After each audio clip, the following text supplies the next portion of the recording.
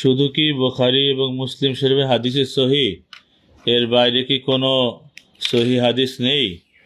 এর उत्तर হচ্ছে जी नहीं ना, क्योंकि शेख मुहक्किक शेख अब्दुल हक मुहद्दिस देहलवी मुकद्दमा मिशकात सफ़ा 7 में फरमाते हैं अवश्य ना, কেননা শেখ মুহাক্কিক আব্দুল হক মুহাদ্দিস দেহলভী রহমতুল্লাহ আলাইহি ওনার মুকদ্দমে মিশকাতের 7 নম্বর পৃষ্ঠার মধ্যে উনি বলেন, इमाम बुखारी और मुस्लिम ने अपनी कुतुब में तमाम सही अहादीस जिक्र नहीं की।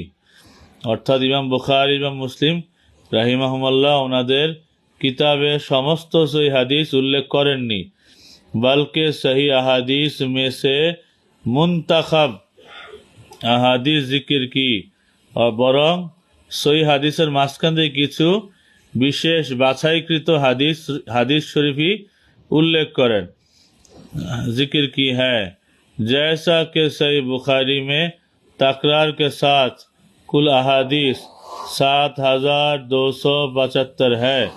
तकरारेर साथे बुखारी शरीफे सर्वमोट 7275 हादिस आछे, जबकि बगैर तकरार के 4000 है और तकरार छाड़ा 4000 हादिस রয়েছে। हालांकि इमाम बुखारी का ये अपना कौल है, যেখানে